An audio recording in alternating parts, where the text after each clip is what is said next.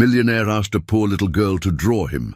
Her drawing revealed the secret in his heart. If you enjoyed this story, subscribe to the channel and type Amen in the comments. A beautiful piece of good news may come your way very soon. And don't forget to tell us where you're watching from. The late autumn rain pelted against the towering glass walls of Carson Industries as Richard Carson stood at the floor-to-ceiling windows of his penthouse office, watching the city below blur into watercolor streaks. At 35, he commanded an empire worth billions, his name synonymous with ruthless efficiency and unparalleled success. Yet as he adjusted his platinum Patek Philippe watch and straightened his perfectly tailored Armani suit, the reflection staring back at him revealed hollow grey eyes that had forgotten how to feel genuine joy. The mahogany desk behind him was pristine, cleared of everything except a single leather-bound planner and a crystal paperweight that caught the dying light like a frozen tear. 20 floors below, the evening rush hour painted ribbons of red and white across the rain-slicked streets, thousands of people hurrying home to families, to warmth, to lives that mattered beyond profit margins and quarterly reports. Richard's Italian leather shoes clicked against the polished marble floor as he moved toward his private elevator. The sound echoed through the vast office space, bouncing off walls lined with awards, accolades, and photographs of handshakes with presidents and prime ministers. None of those achievements could fill the gnawing emptiness that had consumed him for the past 6 years, a void so profound that success had become merely noise, masking the silence of a broken heart. The elevator descended smoothly, its mirrored walls reflecting multiple versions of a man who had everything and nothing simultaneously. His angular jaw was clean-shaven, his salt-and-pepper hair meticulously styled, his grey eyes sharp with the intelligence that had built his fortune. Yet, beneath the expensive facade lived a soul so wounded that most days he moved through life like a ghost inhabiting his own body. As the doors opened onto the executive floor, the familiar sound of a cleaning cart's squeaky wheel reached his ears. Sarah Martinez emerged from his office suite, pushing her supply-laden cart with the quiet dignity of someone who had learned to find purpose in service. Her dark hair was pulled back in a practical ponytail, revealing the elegant curve of her neck and the tired but beautiful features that spoke of a woman who had faced hardship with grace. "Good evening, Mr. Carson," Sarah called softly, her voice carrying the warmth of someone genuinely glad to see another human being. At 32, she'd been cleaning his office for 3 years, arriving after hours when the building grew quiet and the fluorescent lights hummed their lonely songs. Her brown eyes, though touched by exhaustion from working multiple jobs, still held a kindness that made Richard feel almost human again. "Evening, Sarah," Richard replied, his voice carrying the weight of unspoken burdens. He had learned her name only recently, despite their years of brief encounters. Before the last few months, she had been invisible to him, part of the building's furniture, existing in the periphery of his self-absorbed world. Behind Sarah's legs, a small figure emerged like sunshine breaking through storm clouds. Mia Martinez peeked out with bright blue eyes that seemed to hold starlight, her blonde hair catching the hallway's fluorescent glow like spun gold. At 10 years old, she possessed that rare combination of innocence and wisdom that sometimes blessed children who had witnessed both profound loss and enduring love. Her small hands clutched a worn purple backpack decorated with fading unicorn stickers, its contents the treasures of childhood, colored pencils worn down to nubs, sketch pads filled with dreams, erasers shaped like cartoon characters, and crayons that had created countless worlds on paper. She had been coming to these late-night cleaning sessions since she was 7, transforming the sterile business environment into something more human simply by being present.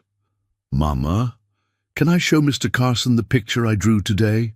Mia whispered, tugging on her mother's navy blue uniform sleeve with the persistent enthusiasm only children possess.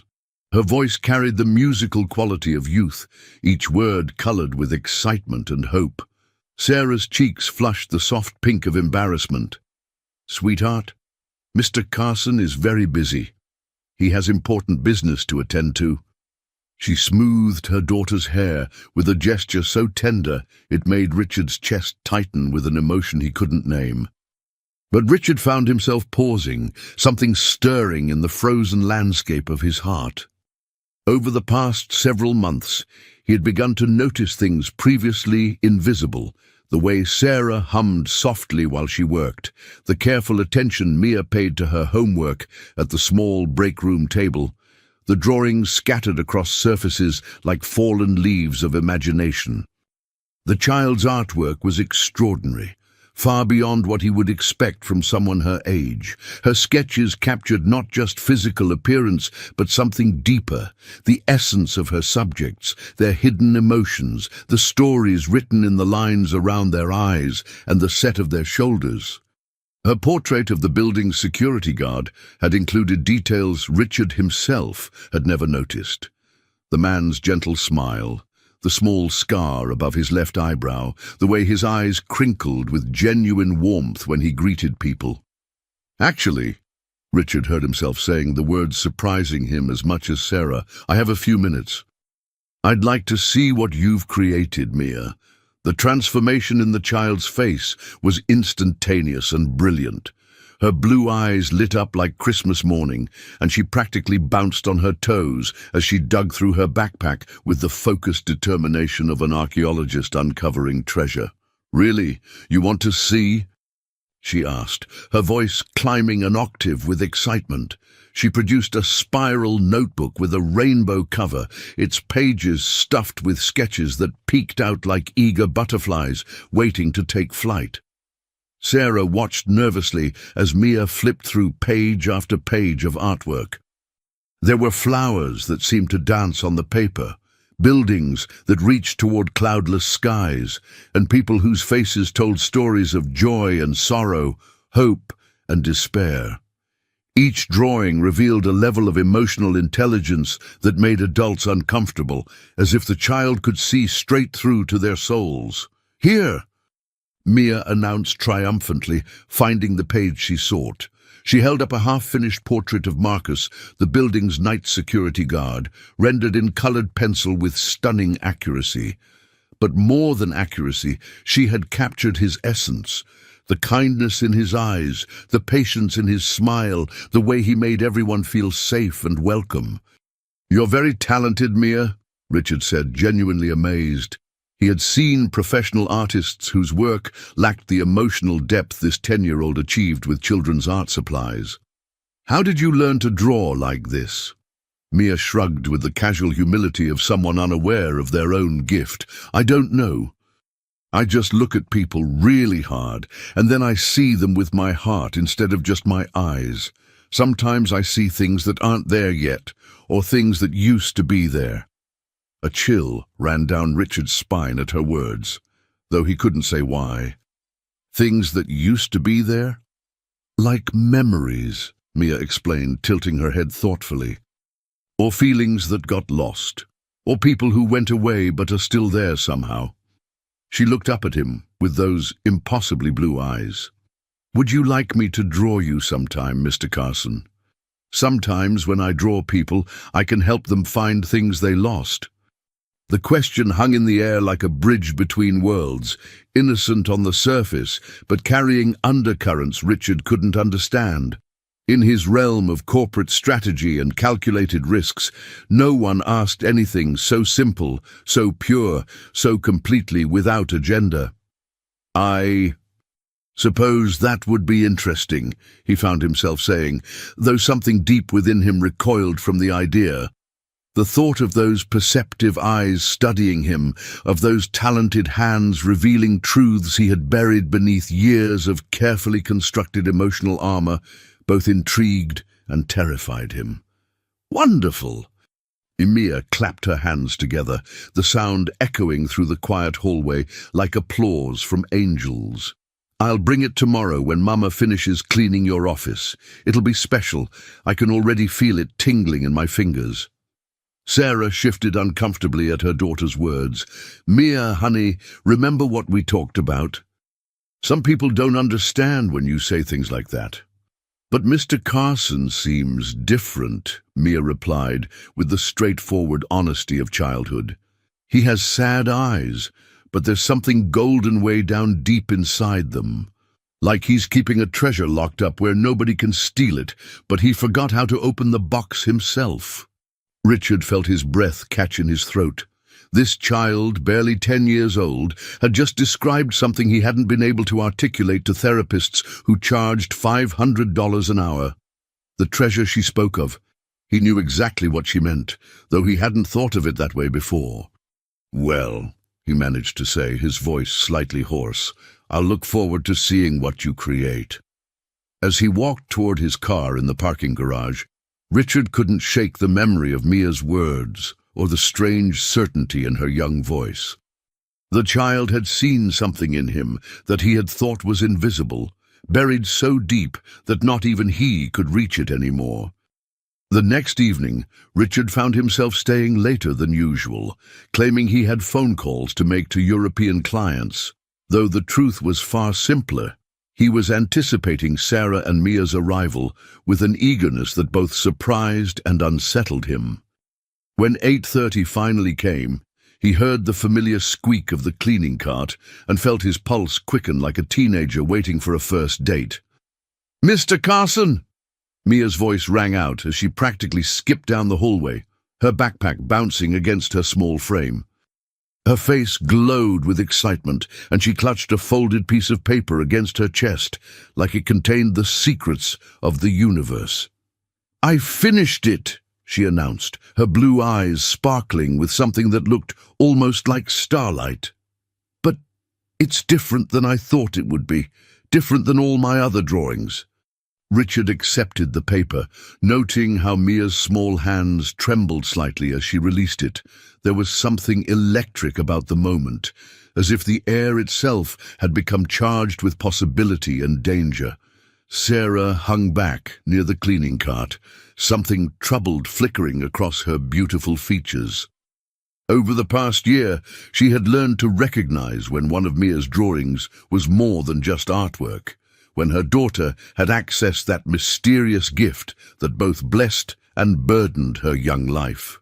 "Sometimes," Mia said quietly, her voice taking on a quality that seemed older than her years, "my drawings show me things I don't understand right away, but I always know they're important. This one." She paused, studying Richard's face with those penetrating blue eyes. "This one is the most important I've ever drawn." With hands that had signed billion-dollar contracts without trembling, Richard slowly unfolded the paper. What he saw made his entire world stop spinning on its axis, made his heart forget how to beat, made his lungs forget how to draw breath. The drawing was masterful, rendered in colored pencils, with a skill that defied explanation.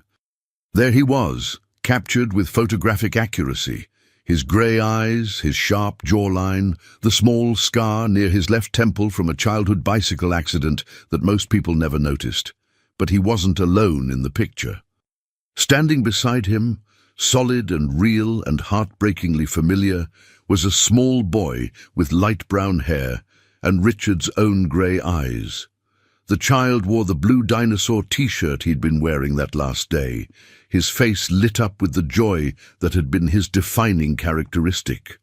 4-year-old Daniel Carson, who'd been dead for 6 years, who lived now only in the darkest corners of his father's shattered heart.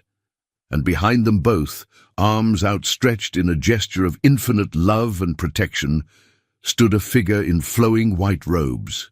The face was kind and knowing. The hands bore the marks of ancient nails, and around the entire figure radiated a light that seemed to emanate from the paper itself. Jesus Christ, drawn by a 10-year-old girl who had never met the subjects of her impossible portrait. The paper slipped from Richard's nerveless fingers like a leaf, falling in slow motion, floating to the marble floor with the weight of worlds shifting on their axis. His face had gone completely white, all color draining away until he looked like a ghost of himself. His hands shook violently as he stared at the impossible image now lying at his feet, his carefully constructed reality crumbling like a house of cards in a hurricane. "Mr. Carson!" Sarah rushed forward, her brown eyes wide with alarm as she reached for his arm to steady him. "Are you all right? You look like you've seen a—" She stopped abruptly as her gaze fell on the drawing, her words dying in her throat. But Richard couldn't hear her concern, couldn't feel her steadying touch. His entire being was focused on the impossible image Mia had created, his mind reeling as he tried to process what his eyes were showing him. This child had drawn his deepest secret, his most carefully guarded pain, the memory he had buried so deep that most days he could almost convince himself it had never existed. There he was in loving detail, Daniel Carson, age 4 years and 3 months, captured not as Richard remembered him in those final terrible moments of twisted metal and shattered glass, but as he had been in life, radiant with joy, eyes sparkling with the innocent wisdom that had made everyone who met him fall in love with his spirit. The boy's pose was natural, unforced, as if Mia had been drawing from life rather than from impossible visions. Daniel's small hand seemed to reach toward his father in the drawing, his expression one of pure love, untainted by the tragedy that had separated them. Around him radiated a peace that Richard had forgotten could exist, a serenity that spoke of pain, ended, and healing begun. "Daniel," Richard whispered, the name falling from his lips like a prayer spoken in a cathedral of silence. It was the first time he had said his son's name aloud in 6 years, the first time he had allowed those 2 syllables to exist in the world beyond the tormented privacy of his own mind. Mia knelt gracefully beside the fallen drawing, her small fingers tracing the figure of the little boy with reverent gentleness. "He's so beautiful," she said softly, her voice carrying an otherworldly quality that made the hair on Sarah's arms stand up. "He has your eyes, but his smile is different, lighter, like he knows a wonderful secret that makes all the scary things not scary anymore." Richard's legs gave out completely, and he collapsed into his leather desk chair with a sound that was half gasp, half sob. His breath came in short, sharp pants, as if he had been running for miles, and his heart hammered against his ribs like a caged bird desperate for freedom. No one knew about Daniel.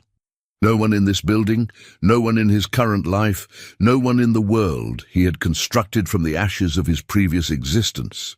He had never spoken of his son to anyone at the company, had never mentioned the accident that had stolen both his wife Eleanor and his precious boy on a rainy Tuesday evening that had torn his world in half and left him bleeding from wounds that would never heal. The guilt had nearly destroyed him. He was supposed to have picked them up from Daniel's friend's birthday party, supposed to have been the one driving through that intersection when the drunk driver ran the red light.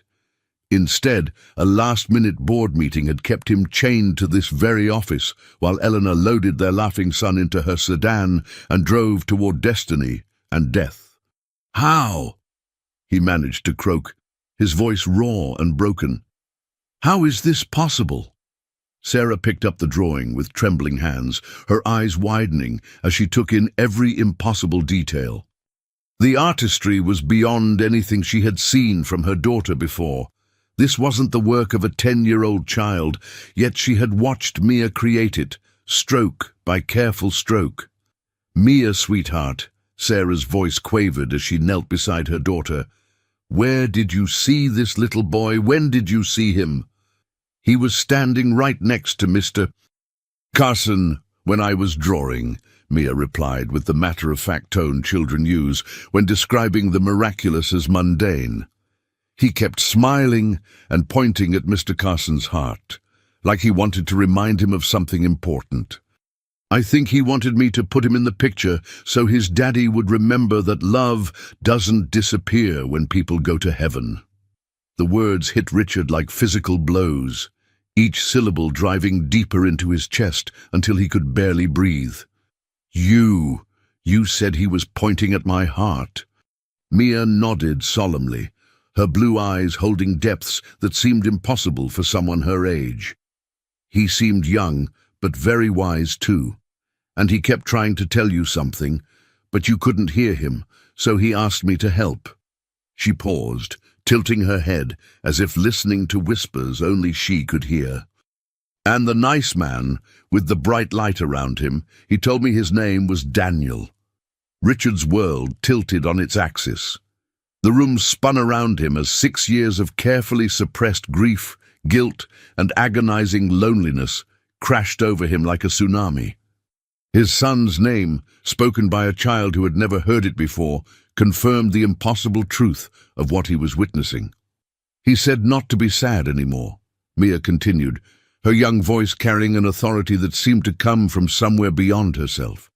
He said the man in the white robes is taking very good care of him, and that he's not hurting at all. He's waiting for you with someone who loves you both very much, a pretty lady with dark hair who sings lullabies. Elena. Mia was describing Elena, though she had never seen a photograph or heard a description of Richard's dead wife. The woman who had sung their son to sleep every night, whose lullabies had been the soundtrack of their brief, perfect family. Richard's carefully constructed walls crumbled like ancient fortifications under siege. 6 years of suppressed emotion poured out in a torrent that shook his entire frame. He buried his face in his hands as sobs racked his body, the sound echoing through the empty office building like the keening of a soul finally allowed to grieve. Sarah hesitated for only a moment before moving to his side, her maternal instincts overriding social boundaries as she placed a gentle hand on his heaving shoulder. Her own eyes filled with tears as she witnessed the complete breakdown of a man who had seemed unshakable just moments before. "I should have been driving," Richard choked out between sobs that tore from his chest like pieces of his heart. "I was supposed to pick them up from the birthday party, but the board meeting ran late. Always another meeting, always another deal that seemed more important than being where I was needed most." His voice broke completely as the words poured out like blood from a mortal wound. "Elena called to say she would get Daniel herself and bring him to see me at the office. They were coming here, to this building, when that drunk bastard ran the red light and he couldn't finish the sentence, couldn't give voice to the moment when his world had ended in a screech of tires and the sound of metal crushing dreams." Mia approached him with the fearless compassion that only children possess, her young face radiating an empathy far beyond her years. "Mr. Carson," she said gently, her small hand reaching out to touch his tear-stained cheek, "Daniel wants you to know it wasn't your fault. He showed me how you carry heavy stones in your heart, but those stones belong to someone else. You're not supposed to carry them anymore." The moment her small fingers made contact with his skin, Richard felt something extraordinary occur. A warmth spread through him that had nothing to do with physical temperature, and everything to do with a peace he hadn't experienced since before that terrible night. It was as if her touch had opened a door in his soul that had been locked and barred for 6 years. "He's so happy where he is now," Mia continued, her voice taking on that mystical quality that made Sarah's breath catch in her throat. "But he worries about you being alone in this big building with all the sad feelings. He said the man with the scars on his hands has been waiting a very long time for you to stop running from love." Richard lifted his head and looked into Mia's innocent blue eyes, seeing something there that transcended explanation. This child, this impossible, gifted child, was speaking truths that cut straight through to his soul with surgical precision. He also said, Mia whispered, glancing toward her mother with a shy smile, that he picked out a new family for you. One with a mommy who cleans hearts instead of just offices, and a big sister who can see angels. He said you've been lonely long enough. Sarah's sharp intake of breath was audible in the quiet office. Over the past weeks, she had watched Richard transform from a distant, intimidating figure into someone warm and approachable. She couldn't deny the attraction she felt, or the way her daughter had blossomed under his attention, but the vast differences in their social and economic status seemed like an unbridgeable chasm. "How is any of this possible?" Richard whispered, studying the impossible drawing that had shattered his world and somehow begun to heal it simultaneously. Mia shrugged with the casual acceptance of someone who had never learned that miracles were supposed to be impossible. "I don't really know how it works. Sometimes when I draw, it's like I can see through a special window to places other people can't see. Mama says it's a gift from God, but it makes grown-ups nervous sometimes." Sarah knelt beside her daughter, her voice trembling with a mixture of awe and concern. "Mia has been drawing things she couldn't possibly know since she was very small. After her father died, she drew pictures of him in a beautiful garden, surrounded by other people who had gone to heaven. She said he was happy and safe, that he wasn't sad anymore about leaving us behind. I thought it was just her way of processing grief," Sarah continued, her brown eyes meeting Richard's grey ones with startling intensity. "But now I don't know what to think." The three of them sat in the profound silence that follows earth-shaking revelations, the weight of the supernatural encounter settling around them like snowfall in a sacred grove. The office building hummed its mechanical lullaby around them, but within their small circle, the ordinary world had been suspended to make room for the miraculous. Finally, Richard spoke again, his voice stronger, but still rough with the aftermath of tears he had refused to shed for 6 years. "Can I keep this drawing, Mia? Can I keep this gift you've given me?"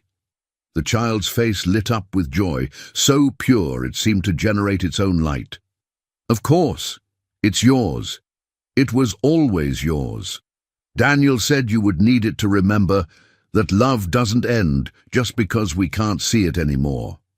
And he wanted you to know that when you're ready to be happy again, he'll be cheering for you from heaven."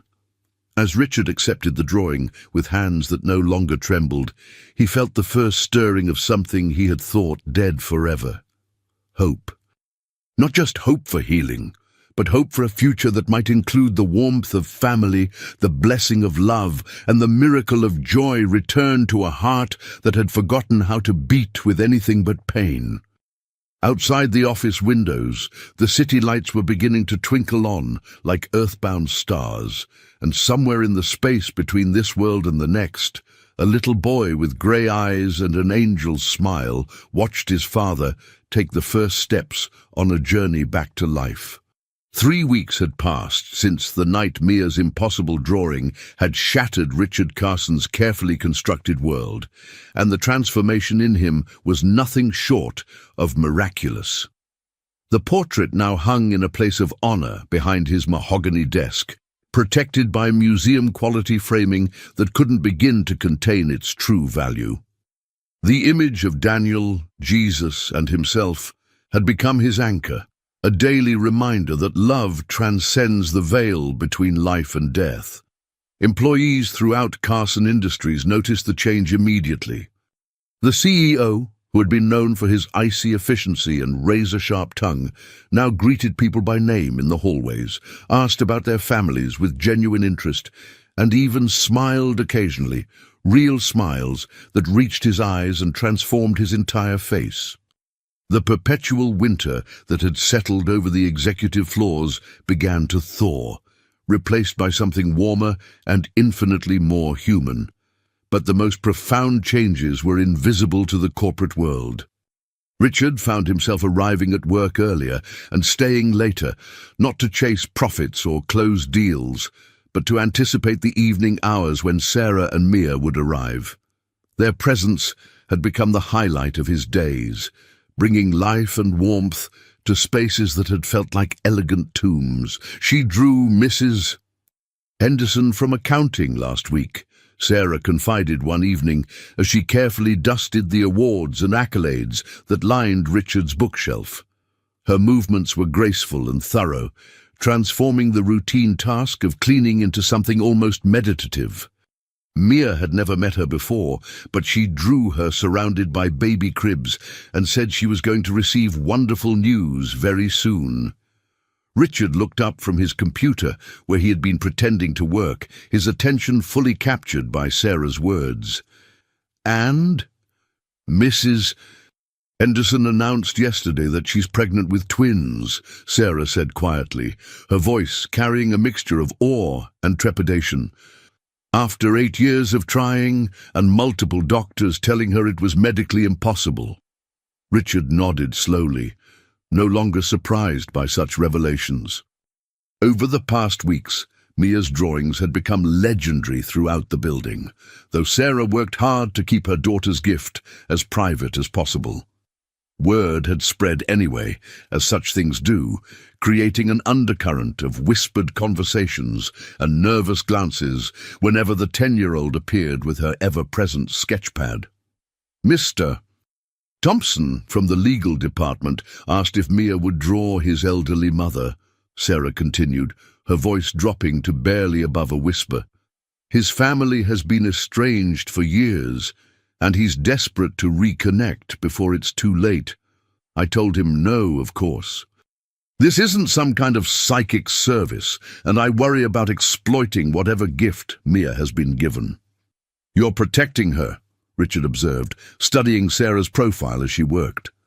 The evening light from his windows caught the gentle curve of her neck, the elegant line of her shoulders beneath her simple uniform. Over the weeks, he had come to appreciate not just her beauty, but her strength, her wisdom, her fierce maternal protectiveness. "I have to," Sarah replied, turning to meet his gaze. "She's just a little girl, even if she can see things the rest of us can't. I won't have her turned into some kind of circus act or spiritual vending machine. Whatever purpose this gift serves, it has to unfold naturally." From across the spacious office, Mia's clear voice cut through their conversation. "Mr. Carson, I finished another picture. This one's really different, though, different from all the others." Richard and Sarah exchanged the look that had become familiar over the weeks, a mixture of anticipation and apprehension. They had learned that Mia's different pictures usually contained the most profound and unsettling messages, visions that challenged the boundaries of what rational minds could accept. Mia approached them with careful steps, carrying a large sheet of paper that seemed to glow with its own inner light. She had been working on it for the past hour, her small face scrunched in concentration as she layered colors with the focused intensity of a master artist. Her blue eyes sparkled with excitement, but there was something deeper there too, a gravity that seemed far too mature for her 10 years. "What does this one show us?" Richard asked gently, accepting the paper from her small hands. He had learned to approach Mia's visions with the reverence they deserved, understanding that each drawing was a sacred trust from whatever divine source guided her remarkable gift. The artwork took his breath away. The drawing showed Carson Industries building, but transformed beyond recognition. Instead of cold glass and steel, golden light poured from every window like liquid sunshine. Each floor was filled with people of all ages, children, adults, elderly figures, their faces glowing with joy and hope and healing. Some carried crutches that they no longer needed.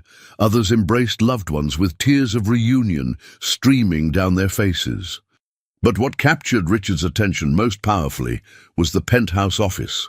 There, clearly visible through windows that sparkled like diamonds, stood 3 figures.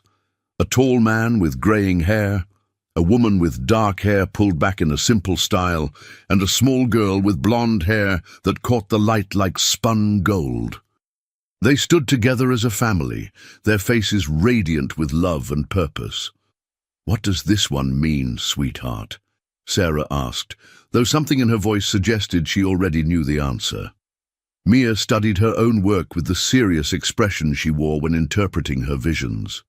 Her small finger traced the golden light flowing from the building's windows as she spoke.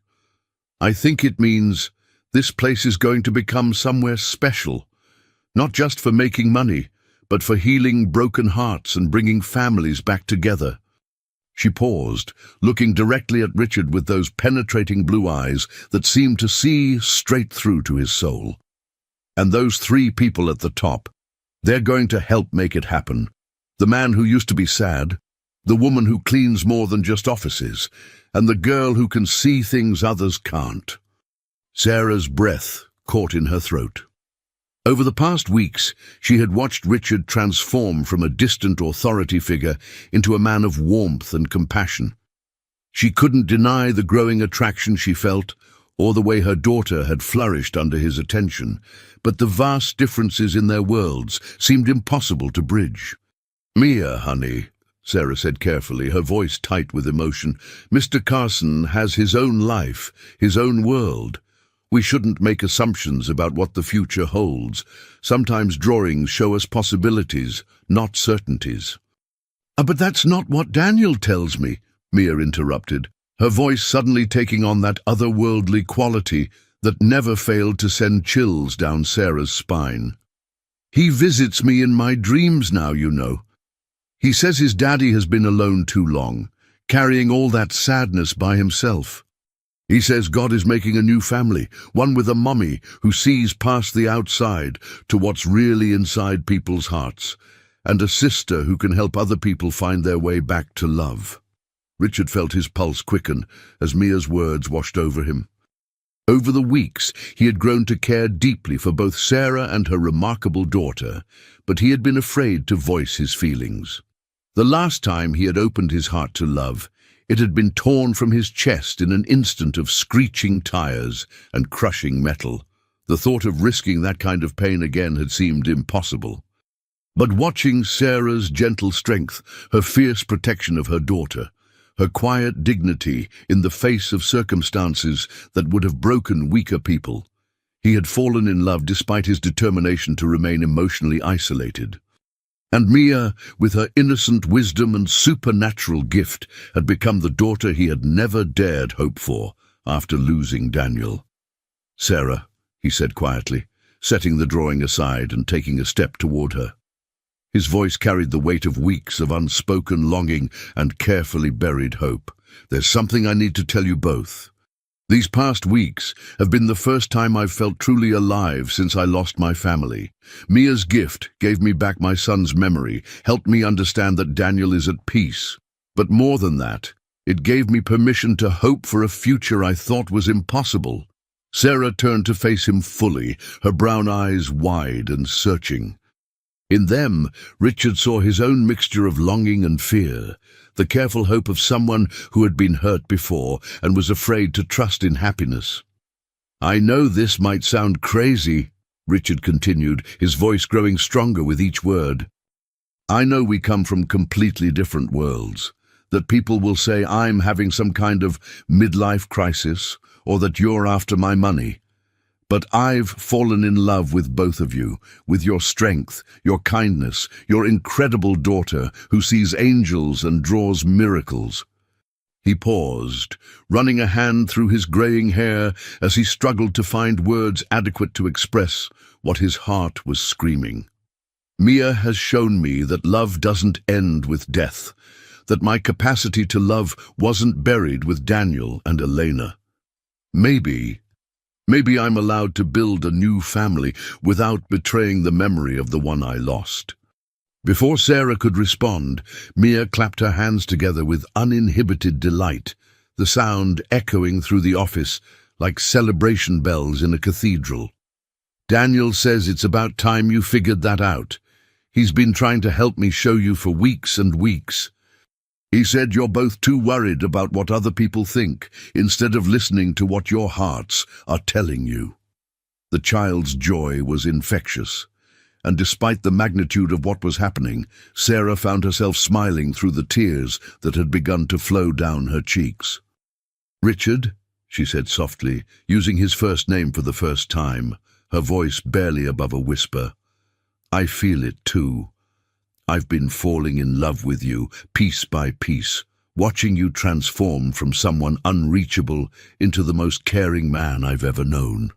She wiped her tears with the back of her hand, her voice trembling with emotion. "But I'm scared. I'm just a cleaning lady with a daughter who sees impossible things. What could I possibly offer someone like you?" "You're not just anything," Richard said fiercely, moving close enough to take her hands in his. "You're the woman who brought light back into my darkness. You're the mother who raised a child so extraordinary she can bridge the gap between heaven and earth. You're the person who looked at a broken man and saw someone worth saving." His grey eyes blazed with intensity as he continued. "Your circumstances don't define your worth, Sarah. Your character does. Your strength, your compassion, your ability to find joy despite hardship, those are the riches that matter. Everything else is just window dressing." Mia looked up at them both with sparkling eyes that seemed to hold all the wisdom of the universe compressed into 10 years of extraordinary life. "Can I draw your wedding?" she asked, with the innocent directness that had become her trademark. "Daniel says it's going to be beautiful, and there will be music that sounds like angel songs." Both adults burst into laughter, the tension breaking like storm clouds giving way to sunshine after rain. The sound filled the office with warmth and possibility, transforming the corporate space into something sacred and alive. Richard knelt down to Mia's level, taking her small hands in his much larger ones. "Would you like that, Mia? Would you like me to officially become part of your family?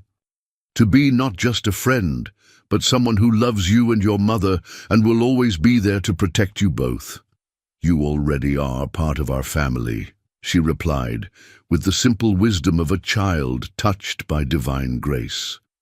"Daniel showed me that a long time ago, back when you still thought you had to carry all that sadness by yourself.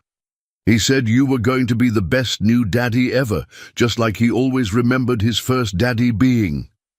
Tears flowed freely down Richard's cheeks now, but they were different from the anguished sobs of 3 weeks ago. These were tears of healing, of gratitude, of joy so profound it had to find expression somewhere. As he embraced both Sarah and Mia, holding them close against his chest, he felt Daniel's presence stronger than ever, not as a source of grief, but as a blessing watching over the new family he had helped create through the impossible gift of one extraordinary little girl.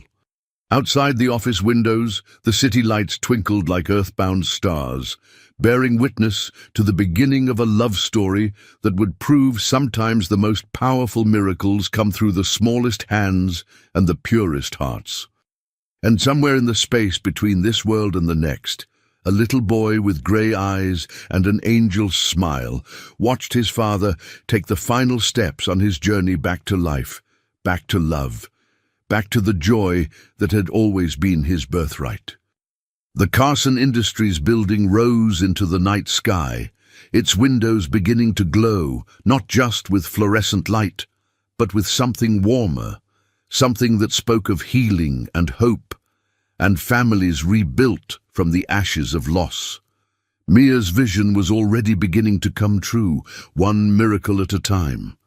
2 months had passed since Richard Carson's world had been turned upside down by a 10-year-old girl's impossible drawing, and the happiness he had found with Sarah and Mia felt almost too good to be true.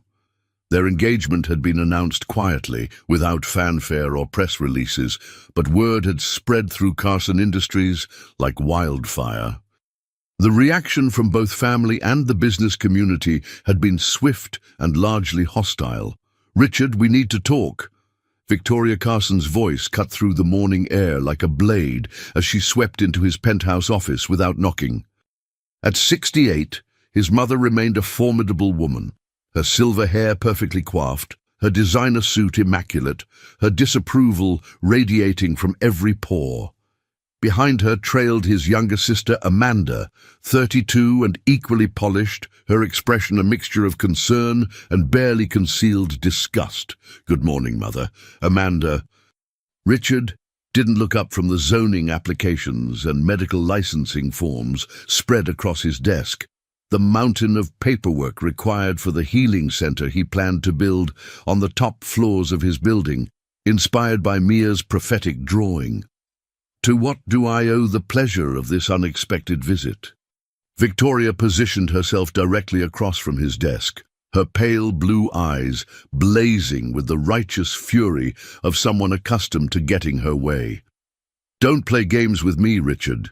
The entire family is talking about this ridiculous engagement to your cleaning lady. Have you completely lost your mind?" "Sarah is not my cleaning lady," Richard replied calmly, though his jaw tightened imperceptibly. "She's the woman I love, and she's going to be my wife. Mia will be my daughter. End of discussion." Amanda stepped forward, her voice dripping with false concern. "Richard, honey, we understand you've been lonely since Elena and Daniel died. Grief can make us do irrational things. But this woman is obviously after your money and that strange child of hers. Don't." Richard's voice dropped to a dangerous whisper as he finally looked up from his plans. "Don't you dare speak about Mia that way. That strange child has more wisdom and goodness in her little finger than this entire family combined." Victoria slammed her perfectly manicured hand on the mahogany desk. "Listen to yourself.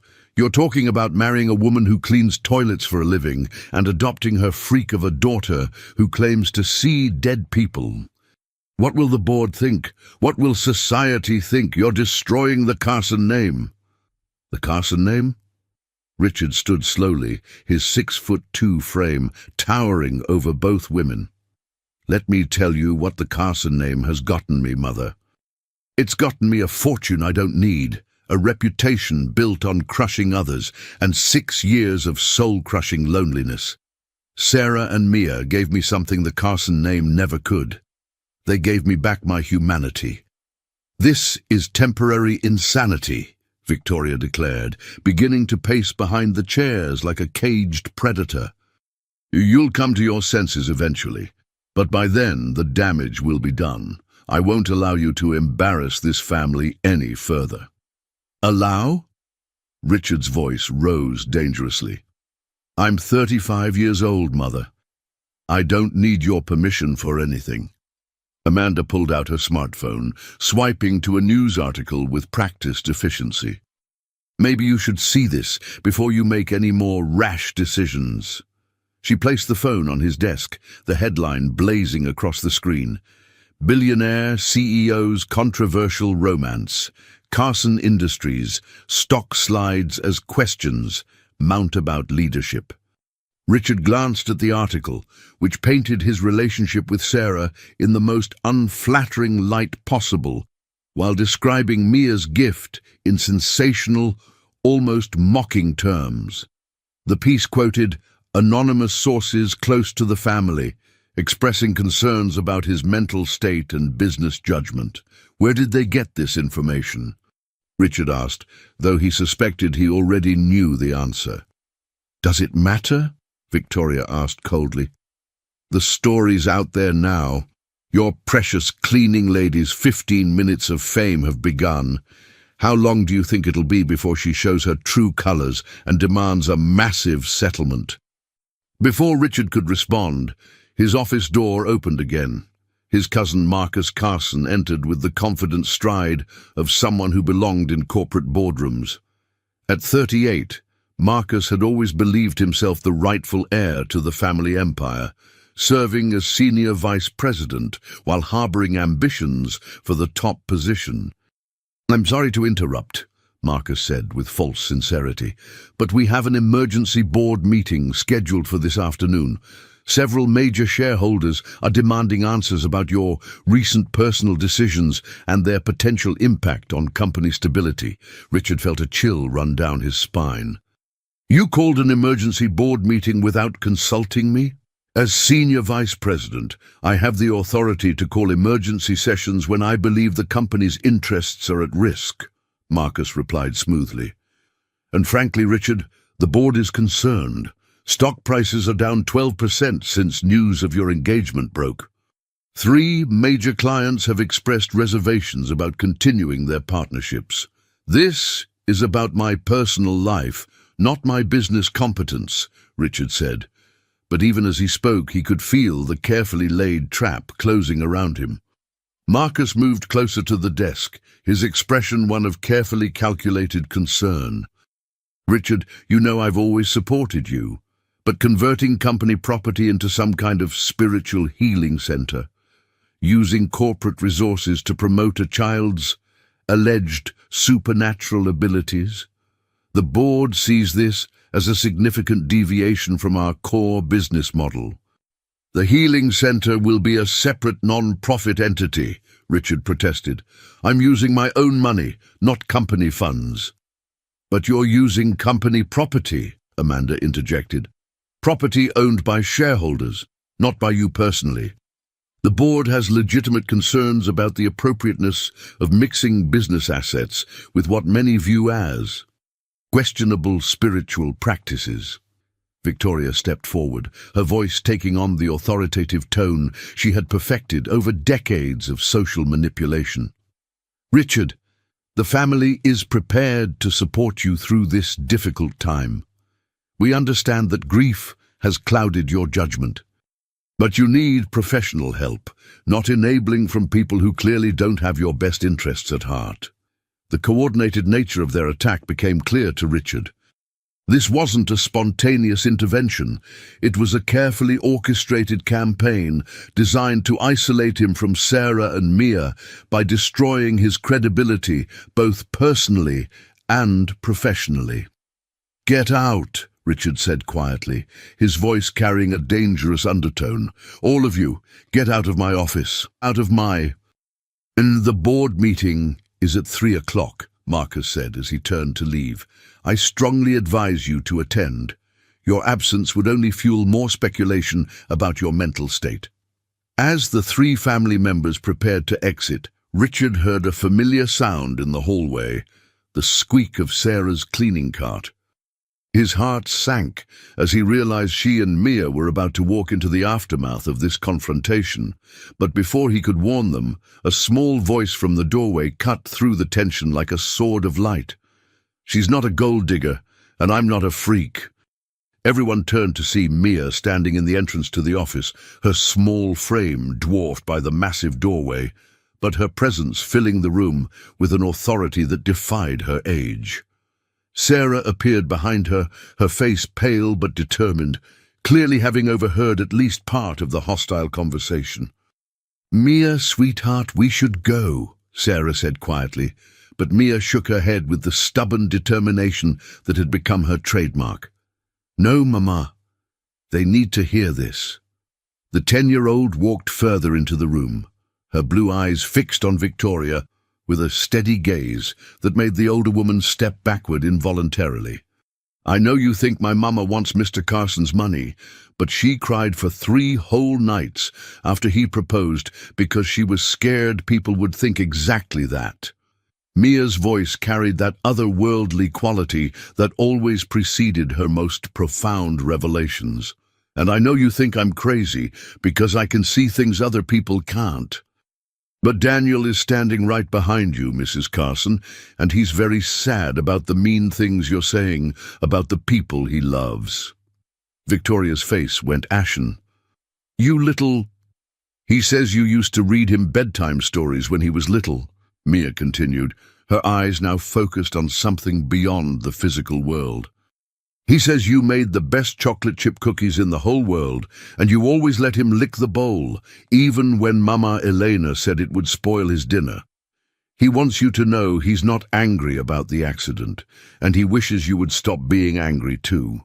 The room fell into absolute silence. Victoria's hands began to shake, and for the first time in decades, tears appeared in her pale blue eyes.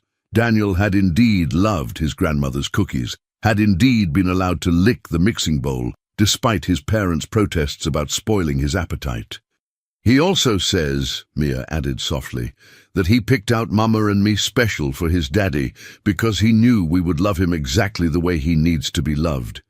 He says families aren't just about blood, they're about hearts that choose to beat together.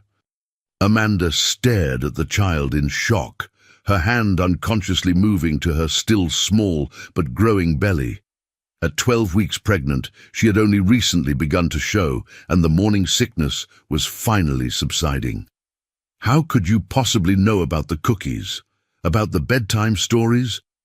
Mia smiled with the serene wisdom that adults found both compelling and disturbing. Daniel tells me lots of things. He wants his whole family to be happy again, including you. He says Grandma Victoria has been carrying sad stones too, ever since the accident, and that's why her heart got so hard. Victoria sank into one of the leather chairs, her composure completely shattered. This isn't possible. Children don't just...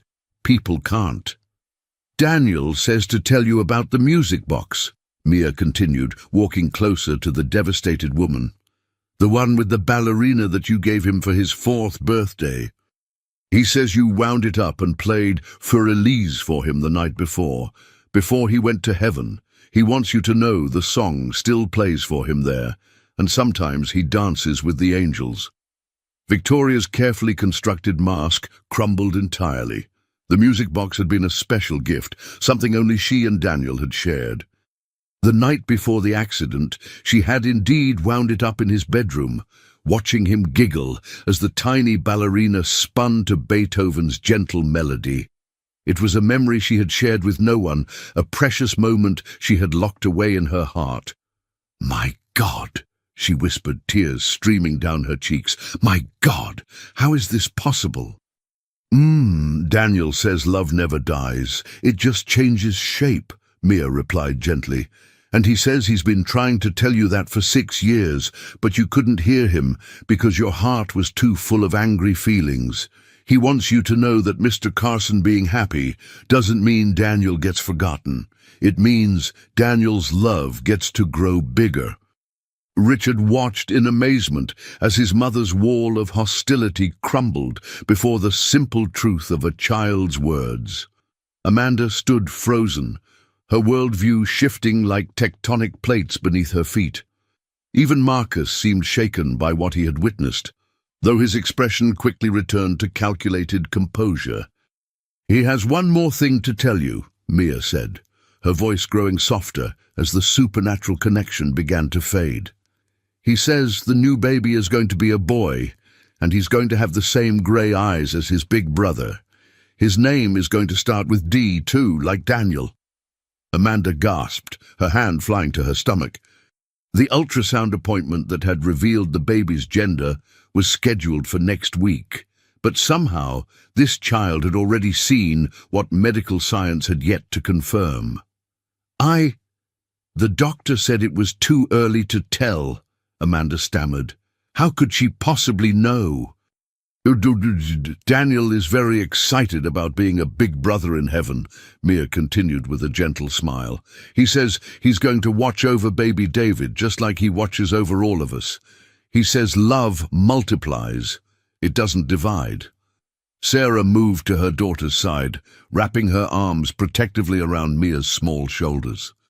The effort of channeling Daniel's messages always exhausted the child, and she could see the familiar signs of spiritual fatigue beginning to show in her daughter's face. Victoria looked up at Sarah with tear-filled eyes, seeing her clearly for perhaps the first time. I owe you an apology, both of you, I thought. I assumed the worst without knowing anything about who you really are." "You were protecting your family," Sarah replied gently, her voice free of any anger or resentment. "I understand that. If someone I didn't know wanted to marry the man I loved, I'd be suspicious too." All I can tell you is that I love Richard with everything I have, and I would never hurt him or take advantage of his kindness." Marcus cleared his throat, clearly uncomfortable with the emotional turn the confrontation had taken. "This is all very touching, but it doesn't change the business realities we're facing. The board meeting is still happening, Richard. They're going to want concrete answers about your plans for the company."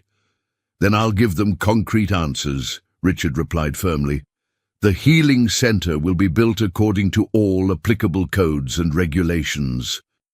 It will take approximately 18 to 24 months to complete all necessary approvals and construction. In the meantime, Carson Industries will continue operating exactly as it always has." "And if the board votes no confidence?" Marcus pressed. "Then I'll respect their decision," Richard said calmly. "But I won't sacrifice my family's happiness for a business that's supposed to serve me, not the other way around." As Victoria and Amanda prepared to leave, the older woman paused at the door.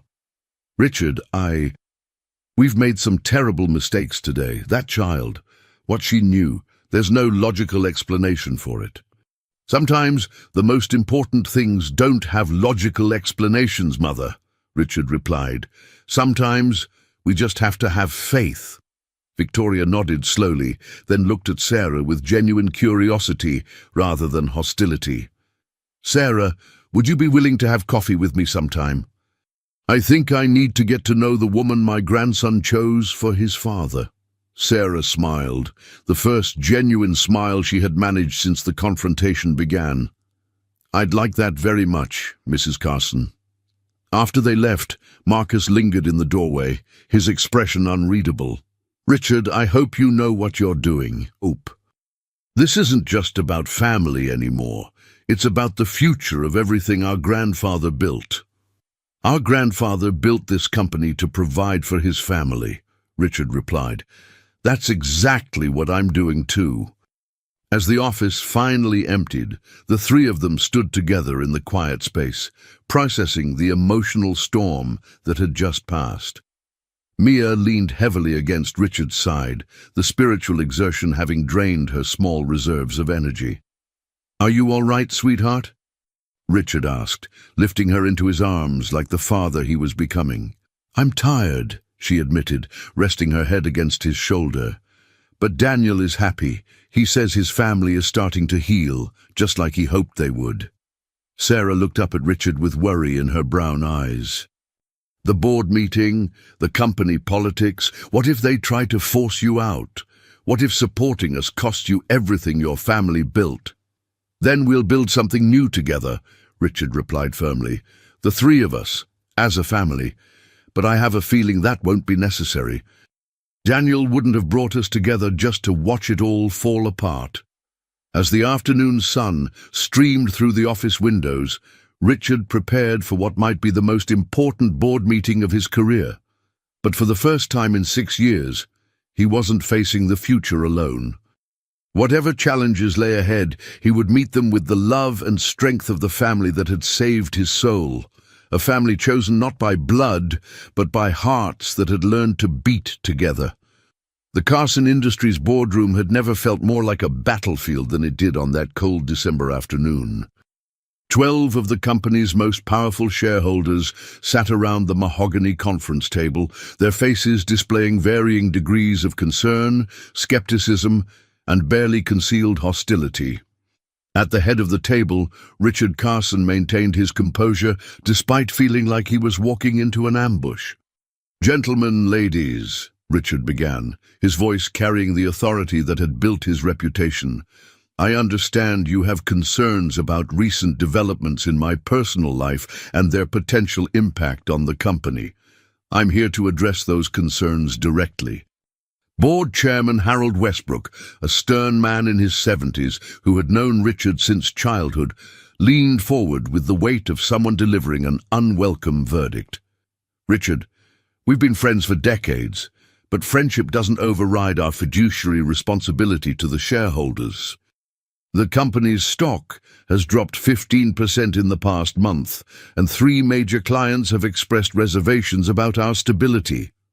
Those are temporary market fluctuations, Richard replied calmly. Carson Industries' fundamentals remain strong. Our quarterly projections show continued growth across all sectors. The fundamentals aren't the issue, interjected board member Patricia Wells, a sharp-eyed woman who controlled a significant block of shares through her investment firm. The issue is leadership stability. You're proposing to convert valuable commercial real estate into a... what exactly? A spiritual healing center based on the alleged supernatural abilities of a 10-year-old child. Marcus Carson, seated to Richard's right in his capacity as senior vice president, spoke with carefully measured concern. Richard, I've tried to support your vision, but I have to echo the board's concerns. Converting the top 5 floors of our headquarters into a non-profit facility will cost millions in renovations and lost rental income. The insurance liability alone could be staggering. I've already secured separate non-profit status for the Carson Center for Healing and Hope, Richard explained, producing a folder of legal documents. The center will lease the space from Carson Industries at fair market value. All renovations will be funded through private donations and my personal resources, not company funds. But what happens when this experiment fails? Asked Robert Chen, the newest board member and a vocal skeptic from the beginning. What happens when families of sick children sue us because this little girl couldn't perform the miracles they expected? What happens when medical authorities shut us down for practicing without licenses? The center will operate under strict medical oversight, Richard replied firmly. We've already consulted with physicians, licensed therapists, and child psychologists. The facility will provide legitimate grief counseling, art therapy, and family support services. Any spiritual elements will be clearly presented as personal faith-based experiences, not medical treatments. Harold Westbrook exchanged glances with several other board members before speaking again. Richard, we've known you since you were a child. You've built this company into a global powerhouse through intelligence, determination, and ruthless business acumen. But what we've seen over the past few months, the radical personality changes, the unconventional relationship, the sudden interest in supernatural phenomena, it raises questions about your judgment. My judgment? Richard's voice remained level, but steel crept into his tone. My judgment built this company from a regional firm into an international empire. My judgment has generated over $2 billion in shareholder value over the past decade. Are you questioning that track record because I've chosen to find happiness with a woman you consider beneath my social status? It's not about social status, Patricia Wells interjected. It's about the company you're keeping and the decisions that flow from those relationships. This child's alleged abilities are documented and verified, Richard interrupted. Dr. Helen Rodriguez, one of the country's most respected child psychologists, has evaluated Mia extensively. Her conclusions are part of the legal record. Marcus leaned forward, his expression one of reluctant duty. Richard, I've watched this situation develop with growing concern. I think you're being manipulated by people who see an opportunity to exploit your grief and loneliness. The timing is suspicious. This woman appears in your life just as you're most vulnerable, bringing with her a child who claims to communicate with your dead son. Be very careful what you say next, Marcus, Richard warned, his composure finally beginning to crack. I'm saying what everyone else is thinking, but afraid to voice, Marcus continued. This elaborate con game is designed to separate you from your money and your company. They've studied you, learned your weaknesses, and crafted the perfect emotional manipulation. The boardroom fell silent as Richard stood slowly, his 6'2" frame towering over the seated figures. When he spoke, his voice carried the deadly quiet of a man pushed beyond his limits. In all my years running this company, I've made exactly 3 decisions based on emotion rather than pure business logic. The first was keeping my grandfather's portrait in the lobby instead of converting that space to profitable retail. The second was maintaining the company's original headquarters in this city instead of moving to a tax haven overseas. And the third was falling in love with Sarah Martinez and choosing to build a life with her and her daughter. Richard walked to the window, looking out at the city skyline that had been the backdrop for his entire career. Those three emotional decisions have given this company its heart, its identity, and its future. Without them, Carson Industries would be nothing but another soulless corporation extracting profit from whatever market would tolerate us. He turned back to face the board, his grey eyes blazing with conviction. Sarah Martinez has never asked me for money, jewelry, or any material thing. When I proposed, she cried for 3 days because she was terrified people would think she was a gold digger. Her daughter's gift isn't something they've monetized or exploited. It's something they've tried to protect from exactly the kind of cynical commercialization you're suggesting. Harold Westbrook shifted uncomfortably in his chair. Richard, we're not questioning your character or your love for this woman. We're questioning whether your emotional involvement has compromised your ability to make objective business decisions. Then let me make this decision very objective, Richard replied, returning to his seat with renewed composure.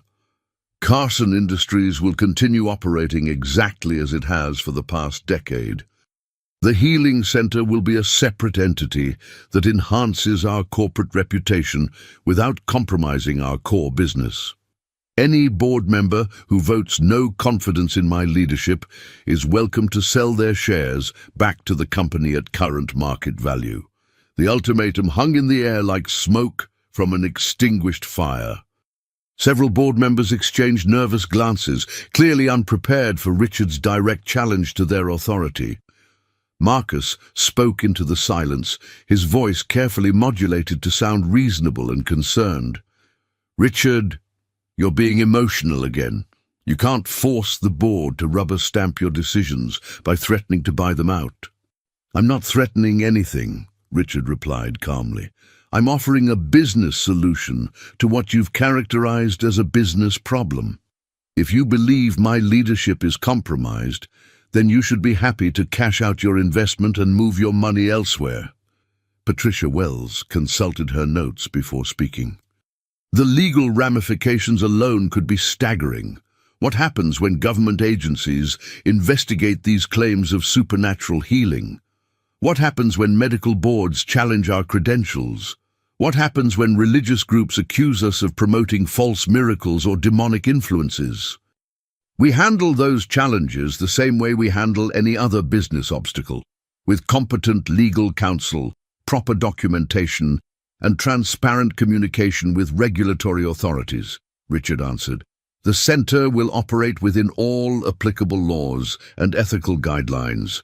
And if this little girl loses her alleged abilities, Robert Chen asked, if she grows up and can no longer perform these supernatural demonstrations, what happens to your healing center then? Then it continues operating as a legitimate grief counseling and family support facility, Richard replied without hesitation. Mia's gift is extraordinary, but it's not the foundation of the center. It's an inspiration for creating something larger than any single person's abilities. Harold Westbrook called for a 15-minute recess, during which the board members huddled in heated, whispered conversations. Richard remained at his seat, projecting calm confidence while his mind raced through contingency plans for various outcomes. When the meeting reconvened, Harold spoke with the gravity of someone delivering a momentous decision. Richard, after extensive discussion, the board has reached a consensus. We will not call for a vote of no confidence at this time, but we're implementing enhanced oversight procedures for the Healing Center project. What kind of oversight? Richard asked. Monthly progress reports on all regulatory approvals and compliance issues, Patricia Wells explained. Quarterly financial reviews of any transactions between Carson Industries and the Healing Center, and a requirement that any public statements about the center's spiritual or supernatural elements be pre-approved by our legal department. Marcus looked like he had swallowed something bitter, clearly disappointed by the board's decision not to remove Richard from power.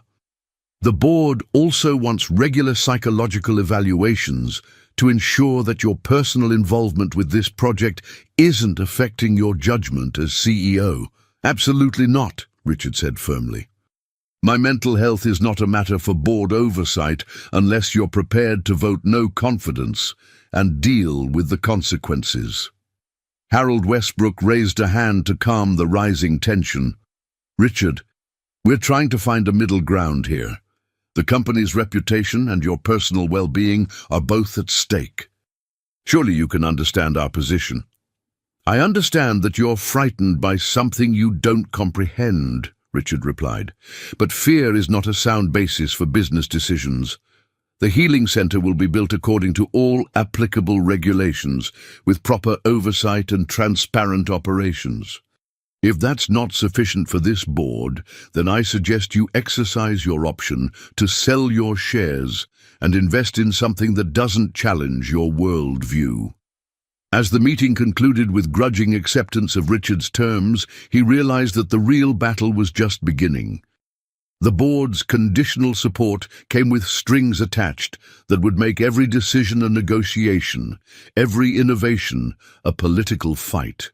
But as he walked back to his office, Richard found Sarah and Mia waiting for him with homemade cookies and warm smiles. In that moment, he realized that some victories were worth any price, and some families were worth fighting any battle to protect. "How did it go, Daddy Richard?" Mia asked, using the name that never failed to make his heart swell with pride. "We won," he said simply, lifting her into his arms. "Not easily and not completely, but we won." "Daniel says the hard part is almost over," Mia whispered against his ear. "He says the angels are getting ready to sing celebration songs because love is going to win bigger than anyone expects." As Richard held his chosen family close, he prepared for the challenges that lay ahead: regulatory battles, media scrutiny, and the enormous task of building something unprecedented in the modern world. But for the first time in his adult life, he wasn't facing those challenges alone, and somehow that made all the difference. 18 months later, Richard Carson stood at the windows of what had once been his executive boardroom, watching the morning sun illuminate the transformation throughout Carson Industries. Where corporate meeting rooms once stood, there were now bright spaces filled with children's laughter and quiet conversations of healing. The Carson Center for Healing and Hope had opened 6 months earlier, after navigating medical licensing, zoning approvals, and regulatory oversight. The impact exceeded even Mia's visions, with families traveling nationwide, seeking the unique blend of grief counseling and spiritual comfort the center provided. "Daddy Richard, come see what Mrs. Patterson drew today." Mia's voice rang across the art therapy room, her blue eyes sparkling with returned joy. At 11 and a half, she had grown taller and more confident, her supernatural gift as extraordinary as ever within the center's supportive environment. Richard smiled, watching his daughter guide an elderly woman to a display case. Mrs. Patterson had lost her husband 8 months earlier and been consumed by grief until Mia drew him in a beautiful garden, holding hands with a young girl who looked exactly like childhood photographs of Mrs. Patterson. "He's with your sister Jenny," Mia had explained during their first session. "She's been waiting 70 years and was so excited when he arrived. He wants you to know their love for you is bigger than ever." Mrs. Patterson had transformed from a despairing widow to one of the center's most dedicated volunteers, using her grief experience to comfort others on similar paths. "The drawing is beautiful, sweetheart," Richard said, examining Mia's latest work. The artistry continued evolving, but more than technical skill, her drawings carried divine love that touched everyone.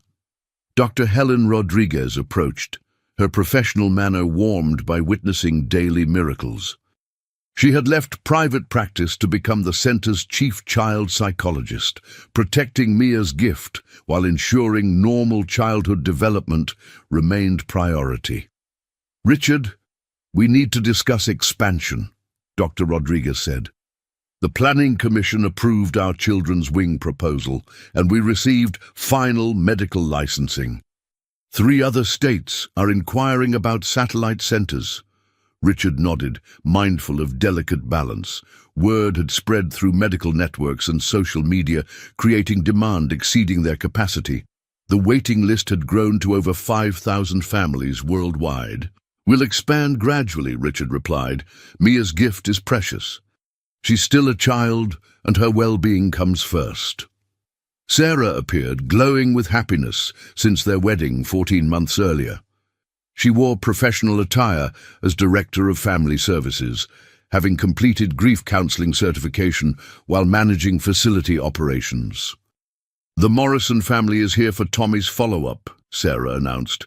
Tommy had passed peacefully 3 months earlier, surrounded by family and certainty that death was a doorway to something beautiful. "And Victoria is in the lobby finalizing memorial garden plans," Sarah continued. Victoria had become the center's most passionate advocate, channeling her grief into supporting the mission. Richard found the Morrison family in their counseling room. Mark and Jennifer Morrison sat peacefully, their raw grief replaced by serene acceptance. "Better," Jennifer replied when asked how they were doing. "We visited Tommy's grave yesterday for his birthday and felt connected, like he was celebrating with us." Dr. Rodriguez noted their remarkable progress. Nightmares stopped, regular eating returned, back to part-time work. "We're even talking about having another child eventually," Jennifer said quietly. "Not to replace Tommy, but to honor his memory by bringing more love into the world." This was why every regulatory battle had been worth it, witnessing parents speak of love and hope instead of despair and rage. Victoria stood reviewing blueprints with architects. At 70, she had more energy than she'd possessed in decades. "Construction can begin next week," Victoria reported. "We should be ready for dedication by late spring." Sarah joined them with thick correspondence. "We've received requests from 12 cities about similar spaces, and the International Association of Grief Counselors wants to feature our design." Dr. Rodriguez received certification renewal yesterday, Sarah added with relief. "Full renewal for 2 years, with commendations for our innovative approach." Amanda Carson-Williams appeared carrying 2-month-old David. True to Mia's prediction, the baby had Daniel's grey eyes and a D name as foretold. "Mia asked me to bring David for his first visit," Amanda explained. "She said Daniel wanted to meet his new nephew here." Richard found Mia in the children's playroom with 8-year-old Rachel Anderson, helping create a memory book about her deceased grandmother. "When we make memory books, it's like building bridges between our hearts and heaven," Mia explained gently. "Your grandma sees everything you're putting here and is so proud of how much you love her." "She knows everything in your heart," Mia replied to Rachel's question about whether grandma would really know. "She wants you to know missing her is okay, but being sad all the time isn't what she wants. You have too much happiness inside to keep it locked up." Richard watched his daughter's calling, not performing supernatural demonstrations, but helping people understand love transcends every boundary, including death. As afternoon sun streamed through windows, Richard reflected on their journey. The healing center had become a beacon of hope for thousands struggling with loss and fundamental questions about death. Success hadn't come without costs. Exhausting regulatory battles, hostile media attention, constant anxiety protecting Mia's gift while allowing it to flourish. But watching his daughter help another child find peace made every challenge worthwhile. "Daddy Richard," Mia called softly. "Can you help Rachel choose which picture should go first?" "Of course, sweetheart," Richard replied, settling beside them. Looking at photographs of a smiling elderly woman surrounded by loving family, he felt Daniel's presence, not as grief, but as blessing watching over their work, healing broken hearts. Outside, the city stretched toward the horizon, filled with people carrying burdens of loss and confusion. But within the Carson Center walls, miracles happened daily through one extraordinary child who learned the most important truth. Love never dies. It transforms into something more beautiful and eternal. The memorial garden would complete soon. Satellite centers would open in other cities, and thousands more families would find needed comfort and healing. But for now, it was enough to sit on a playroom floor with two little girls, helping them understand every ending is also a beginning, and every goodbye is also a promise of reunion in the light beyond this world.